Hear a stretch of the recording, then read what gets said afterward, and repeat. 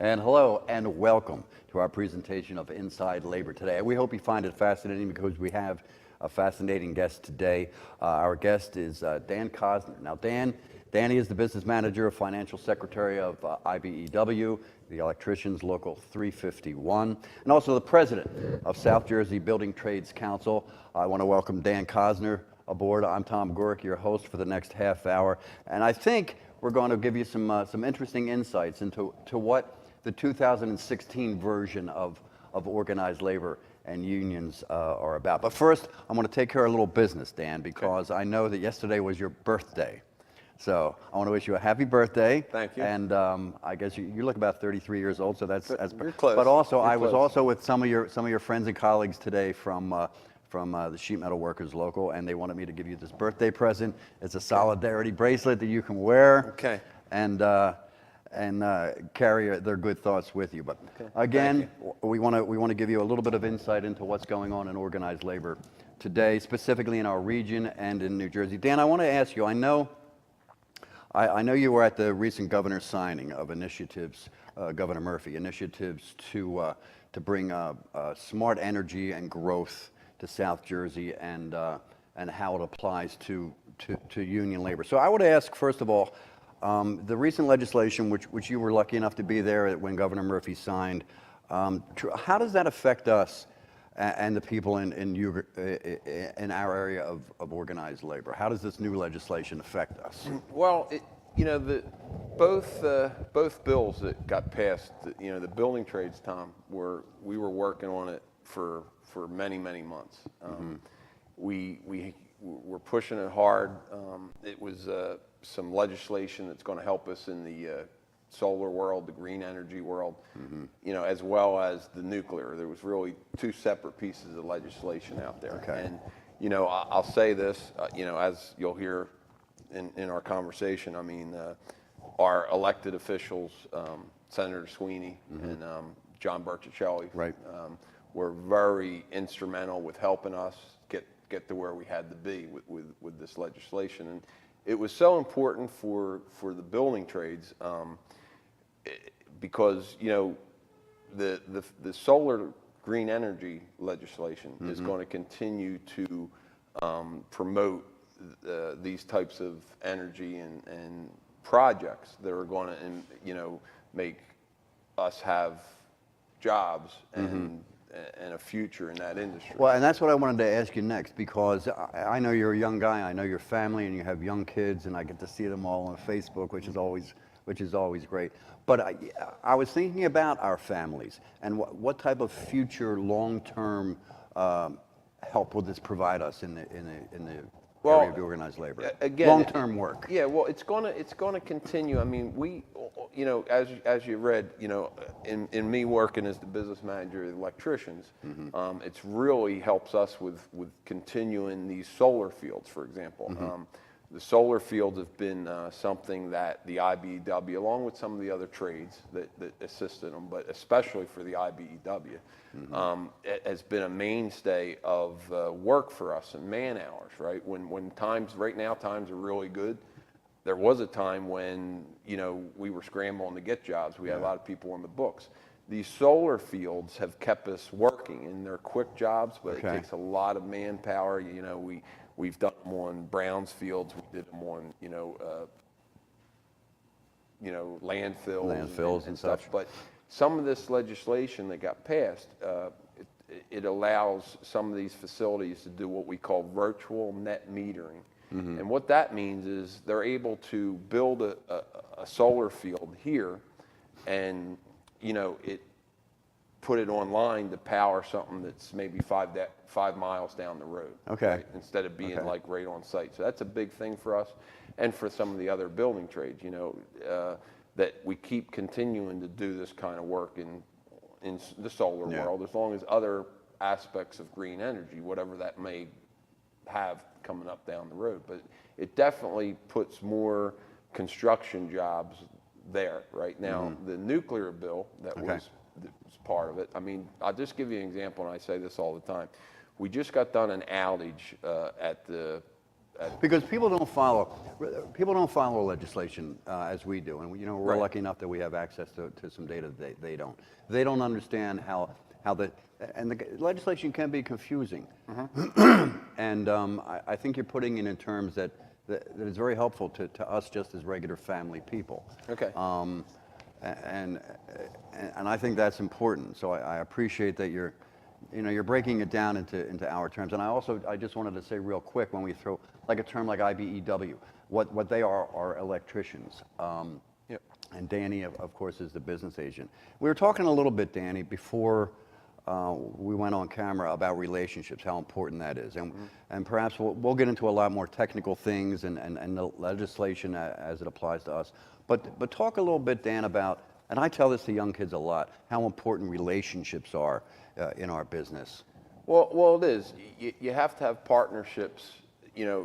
In today's world that we're in, the relationships and the partnerships are everything to us. I mean, you have relationships with, again, in our political world to get, our friends and elected to positions where they can help us all, for the community, the building trades as well. And again, let me just, if I can, just go back to the nuclear bill, for example, right? Well, the reason, and I've been asked, like, well, why was that nuclear bill so important to South Jersey, let alone even other aspects of the state? Well, just for example, we have 2 outages a year down at the nuclear powerhouse that we have, Salem and Hope Creek. We just got done an outage that had over 500 building trades folks there, let alone the full-time employees that work there from Local 94 and other locals throughout.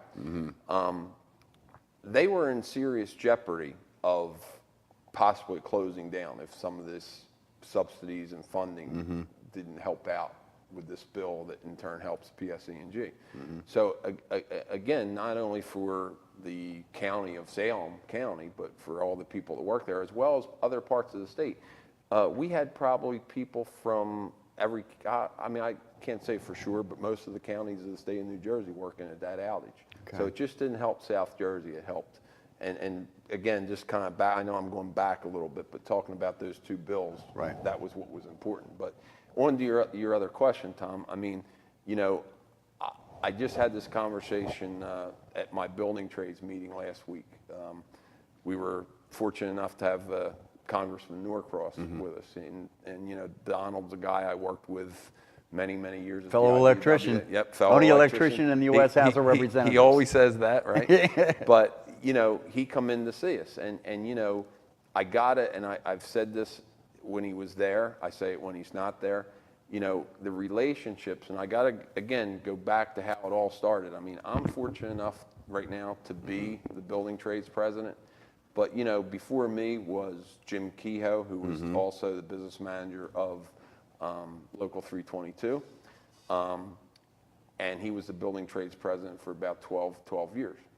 Congressman Norcross and Jim Kehoe, along with Senate President Steve Sweeney, they've built our motto of relationships in South Jersey. And, again, that's where it comes from. And we just try to continue that. And, you got to have these relationships. We have over 300 project labor agreements in our building trades. And that comes from relationships, right? Beautiful. And partnerships to keep things going. That's really important. It breaks down to friendships and, as you said, relationships as we go along.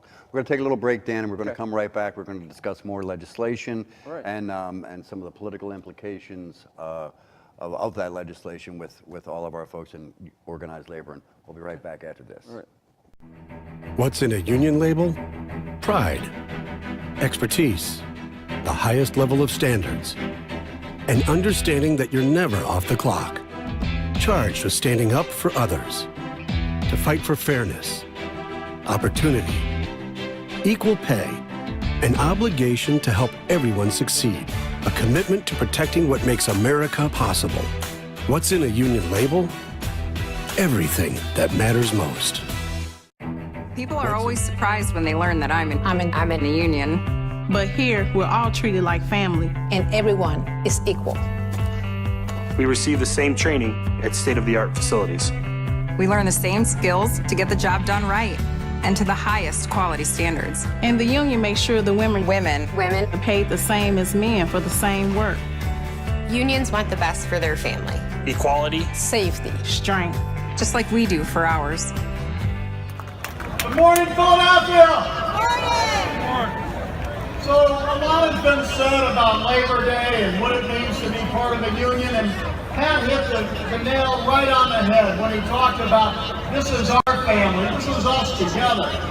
And more we see that all kinds of folks want to join unions. Over 61% of folks now say that they would join a union if given the chance. There is a route to the American dream, not just for our members, but for every working person in America. That is what unions do. That is what Labor Day is about. And that is why we keep fighting undiminished and undaunted. Did I get it right? Yeah. Today's show is brought to you in part by Trade Media. And we're back again. Thank you. Welcome back to Inside Labor Today. We're talking with our friend Dan Cosner. Dan, of course, is the business manager and financial secretary of IBEW 351 and president of the South Jersey Building Trades Council. Welcome back and thank you. Dan, we were chatting during the break about what's going on across the river. I mean, we love their basketball. We love Villanova B-ball on a hardwood, but they're also doing a lot of construction using non-labor workers. And here in New Jersey, we tend to do a little bit different, whether it be Stockton, whether it be, Rowan, whether it be our friends at Rutgers. We use union labor. Can you explain a little bit of the difference in the comparison, what they're doing across the river versus what we're doing with our colleges today in South Jersey? Sure. Yeah, Tom, Tom, it's always a work in progress. As I said earlier, and we were talking about relationships, and it is a work in progress with relationships, because even in us sitting here today, I could tell you, a few organizations, even in South Jersey, that we're still working to have a better relationship, to do union work all the time. And we're not maybe where I'd like to be yet. Okay. But, back to what we were talking earlier, in South Jersey with all our facilities, whether, be Cooper Hospital or Virtua or, in Spear, I could just go on, in Stockton, Rowan. Over time, we have been able to forge relationships with these colleges. And again, I keep saying, you'll hear me say this quite a bit. My predecessor, again, have paved the way for this, and, it's not a perfect world, but, I'll give you one example. We a few years back, we had an issue with Kennedy Hospital, and we couldn't seem to figure things out. At the time, we were put together through mutual friends and sat down at the table with Kennedy, and we've built that relationship where not everything's perfect, but I can call Joe Devine, who was head for Kennedy now with the merger with Jefferson. They got some other players involved, and but we've forged that relationship where if there is an issue and there's a job that comes up that the numbers might not be where they need them to, because listen, just like us, we have our collective bargaining agreements and our wage rates and all that we expect everybody to live up to, but the hospitals and colleges, they have their board of directors too that they gotta they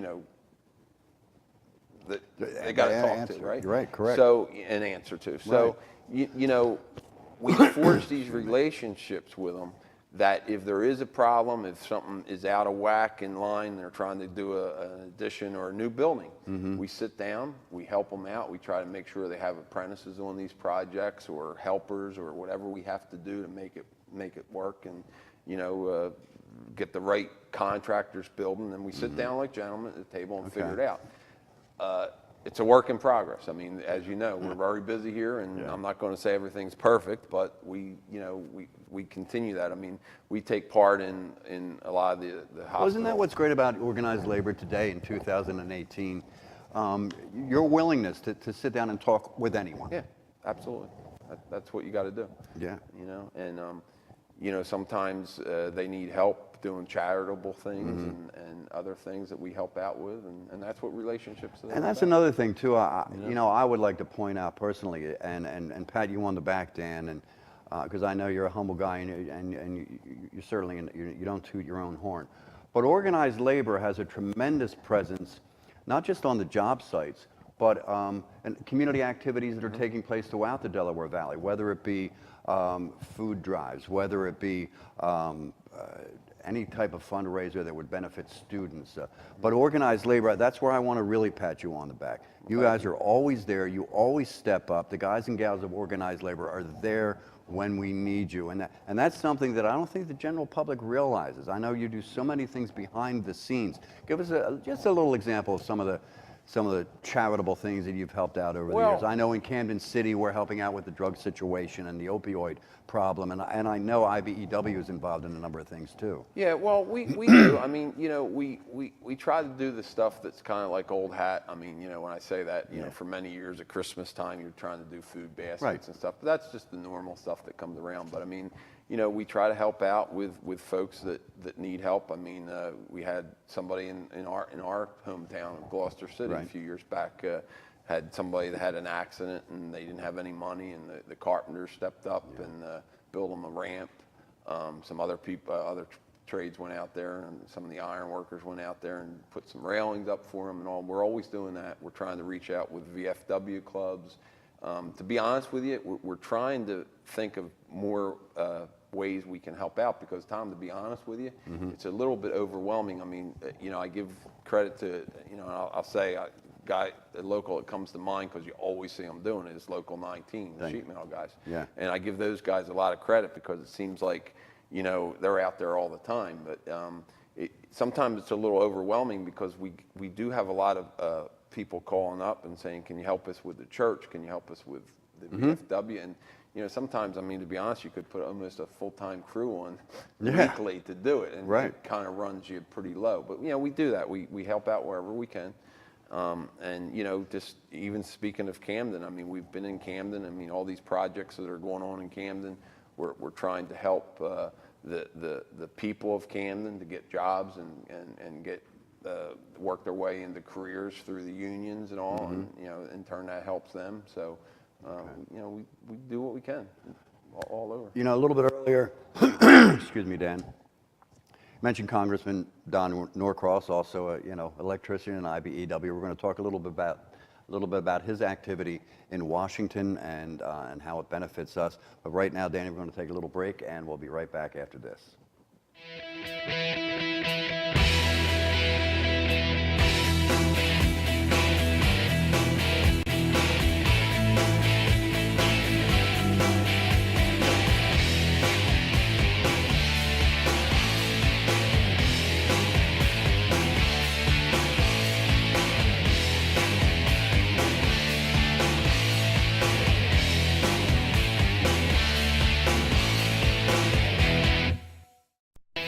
Energy is changing fast, and we're changing with it. Building a smarter grid, investing in new technologies, that's AEP's road to the future. And the International Brotherhood of Electrical Workers help make that happen. The IBEW's outstanding union professionals have the skills and training to get the job done right. That's good for our customers and for our bottom line. IBEW members are our power professionals. They should be yours as well. They're called landmarks, structures and monuments that celebrate America. To us, they're our resume. And while we're quite proud of our tradition, nothing means more to us than our next safely completed project. We're union contractors and iron workers, and every day we're building one more piece of someone's American dream, no matter the size. What we'd like to know is, what did you do today? See the work we do. Go to ironworkersdomore.com. Good morning, Philadelphia! Good morning! So a lot has been said about Labor Day and what it means to be part of the union, and Pat hit the nail right on the head when he talked about this is our family, this is us together. And more we see that all kinds of folks want to join unions. Over 61% of folks now say that they would join a union if given the chance. There is a route to the American dream, not just for our members, but for every working person in America. That is what unions do. That is what Labor Day is about. And that is why we keep fighting undiminished and undaunted. Did I get it right? Yeah. Today's show is brought to you in part by Trade Media. Hey, welcome back. We're with Dan Cosner, and we're talking about organized labor and union labor as it applies to all of us here in South Jersey. Dan, what I want to ask is, and a lot of people may not know this, but there's a fairly important Supreme Court ruling that's probably going to get ruled on this week, and it has to do with AFSCME and Janus versus AFSCME. I know you know a little bit about that. Perhaps people at home and watching would be interested in hearing what's going to take place with this, we think. Well, Tom, I feel that ruling, it affects the public sector unions a little more so than the building trades. But some concerns that I have, and just speaking for me, I mean, depending on what that ruling is, people could affect collective bargaining rights, and money that gets taken out of people's pay for union dues to keep things going and training and so forth and so on, and however even political funding. So I'm concerned. It concerns me because whenever you're affecting people's rights to bargain collectively, CBAs, which we all have, all the building trades as well as the public sector workers, it's concerning. And when you're talking about workers' ability to form a group and be represented and have dues money and be represented by a local, it's concerning. So like I said, a little more on the public sector side, which I do represent some public sector, but I'm mainly building trade. So everybody's anxious, and I'm sure a lot of people aren't aware that it's even happening. Correct. It's a concern whenever you're talking about people's rights to freely negotiate collective bargaining. And that's exactly what I was thinking about. This morning coming over here, I'm thinking about, you and I go to the same convenience store for coffee in the morning. We know that. And we see the guys that go in there, they're rushing in, they're getting their coffee, they're off to work, put their 8, 10, 12 hours in. That's their concern. Their concern is providing for their family. That's their main focus. And they're not really paying a whole lot of attention, and I don't blame them, to all the activities that's going on with this current administration in Washington. It's quite honestly difficult to keep up with, but we do know that this administration in Washington is not particularly union friendly, not particularly organized labor friendly at all, which is a little saddening. But we do have a good representative there. We even made a little joke about Representative Norcross, how he's the only electrician in the House of Representatives. But he truly feels that. And he truly feels that he's part of the workaday efforts. What is Congressman Norcross doing to, I guess not prevent, but help out in dealing with this a less than cooperative administration? Well, the thing we have with Congressman Norcross, and I've said this to a lot of the folks out there that they'll see our conversation here, they'll say, I've heard that story from Dan before. But here's the thing, and this is it just is what it is. This saying, it's a better. You couldn't have a better representative than one of your own down there representing us in Congress, because as you said, Tom, I worked with Donald at Local 351 Union Hall for over a dozen years. He comes from the building trades. He went through an apprenticeship. He, became a union electrician. He worked on jobs like every one of us do day in and day out. He got promoted to a business agent. He went all the way to be the assistant business manager of my local, as well as being the building trades president, CLC president, which is Central Labor Council president, amongst some other positions that he's held. And, you know, when Donald's down there on the floor of Congress, I mean, he is fighting for the rights, whether it be health care or, you know, Davis-Bacon stuff or, you know, of the working men and women. I mean, he gets it. And, you know, in no disrespect to even some of his colleagues that are from the same mold, they might not understand what a working class guy does. So, you know, Donald's representing us down there. And it is a tough a spot right now. But, you know, he represents the working man and woman in D.C. without a doubt. Just a quick anecdotal highlight to that. I remember one time, excuse me, we're at a major event, and I believe it was a governmental swearing-in ceremony, and we were doing it at the Collingswood Scottish Rite. Right. Well, we had a problem, pardon me, and all the electricity went out, all the stage lighting, everybody, families and friends that came to see these officials sworn in were in the dark. Donald, as a member of the House of Representatives, was there to swear them in as an honor. Well, you know, when the lights went out, the congressman, he took his coat off, he went backstage, he took the panel off the circuit breaker box, and he fixed it. So when you say that Donald is a regular working man, I can tell you firsthand that really is, that's the case. And you know, Donald, like I say, and Tom, when I'm telling you, he is and he gets it. You know, something that came up one time, Donald tells the story that, you know, some of his colleagues down in Congress were talking about like temporary jobs. And, you know, they don't look at sometimes the building trades as being temporary jobs. Right? So, you know, Donald tells the story that, you know, I come from, he says, I told him I'm a temporary worker because, again, when we go out, I mean, when we set foot on a job, all the building trades, that's a day closer to layoff because it's a temporary job. That's just what we do. So, you know, they had some things they were talking down in Congress about, you know, just that, you know, well, that's temporary jobs. We don't have to look at them as like that. Well, that's the building trades. So that's another, you know, Donald's our voice down there. And again, I'm so proud of him and glad he's there. Hope he continues to be there so he can fight our fight. And I'm in complete agreement with that, Dan.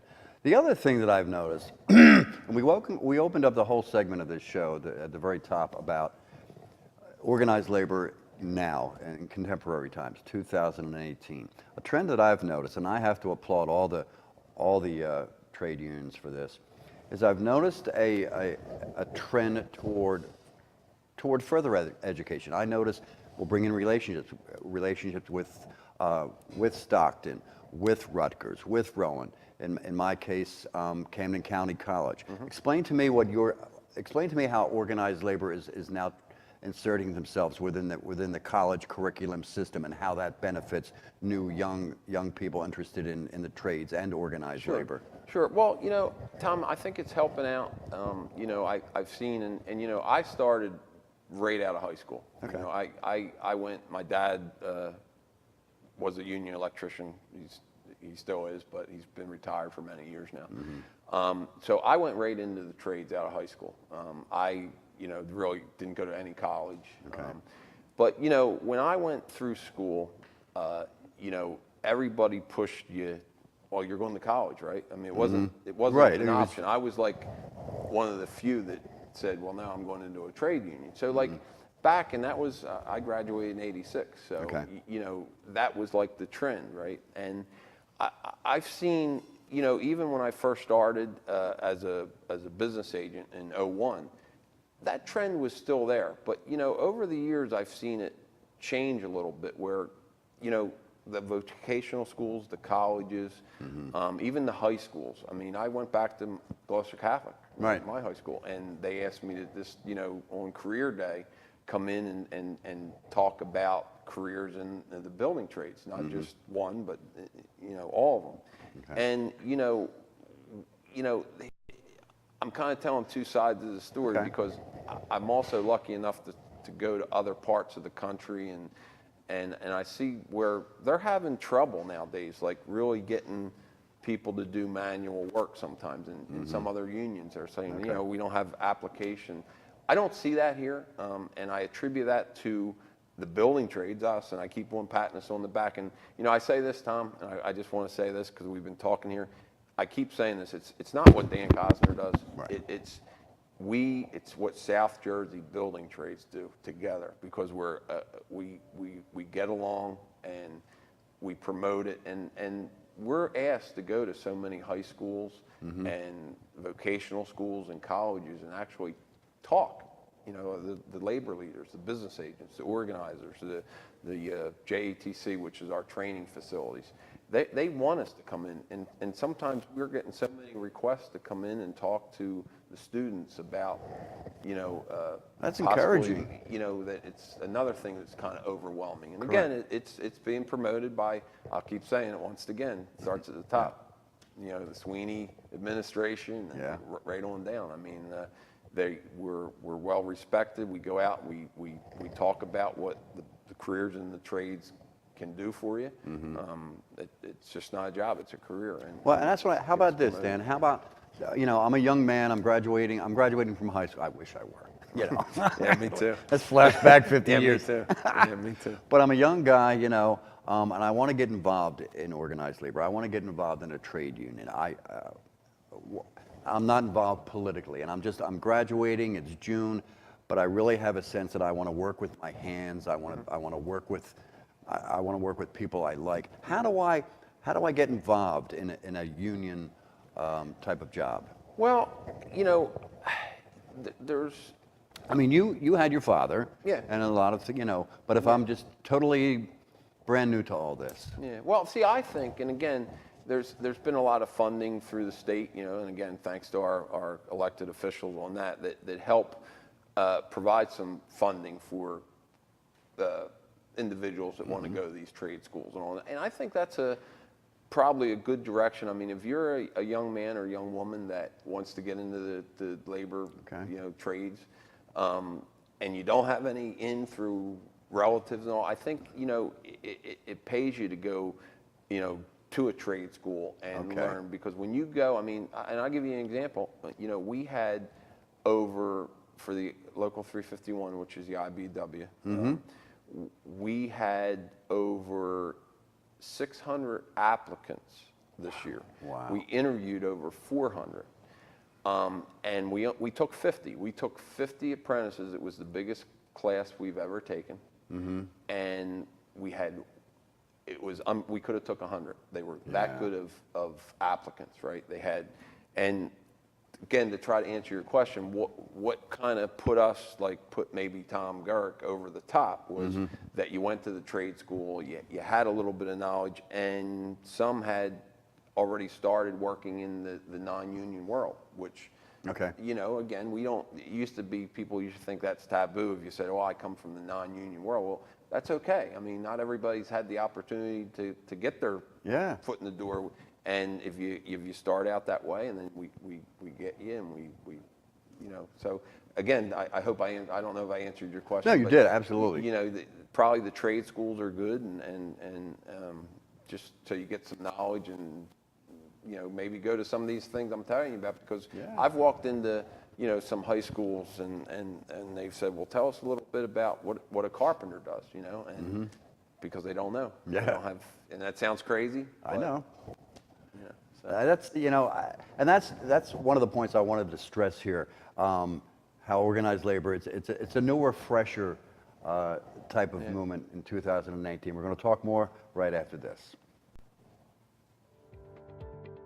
Today's show is brought to you in part by Trade Media. People are always surprised when they learn that I'm in a union. But here, we're all treated like family. And everyone is equal. We receive the same training at state-of-the-art facilities.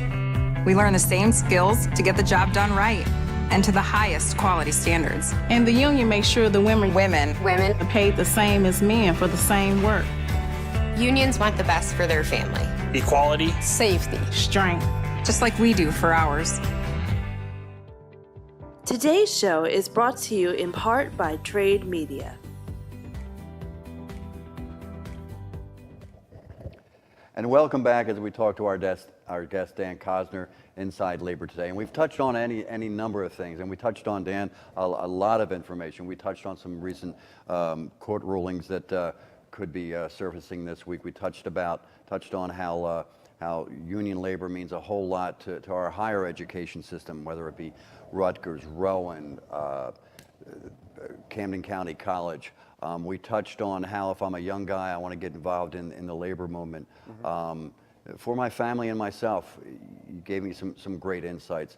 And we did touch about, before the break, how this is a newer, more exciting movement in labor. And a lot of the preconceived notions we've dashed away, because if you said, as you said earlier, Dan, you're willing to sit down and talk and discuss and negotiate with anyone. Yep. And I think that's important to know, because I think some people, one of the funnier things they may see in South Jersey is the big blow up rodent. All right. Right. And that people look at that and it's kind of funny, but it's serious, because that tells me that you've gone into negotiations time and time again, in good faith, and it's just broken down, but you still have a willingness to come back. Explain just briefly, I guess under a minute, the importance of negotiation. Yeah, well, Tom, you got to. In today's world, and I said it in one of our other earlier segments, I mean, you know, the building trades over the years, we're businessmen. I mean, you got to be a businessman in today's world, and you know, we want to sit down, we want to again negotiate fair, you know, things for us, and that's what you got to do. And be at the table, you got to have coffee with somebody rather than fighting with them. I'll have coffee with anybody, Dan. Work it out. I want to thank Dan Cosner for being here with us today. Thank This you is for our having first me. episode of Inside Labor. Look forward to seeing you next time. Today's show is brought to you in part by Trade Media.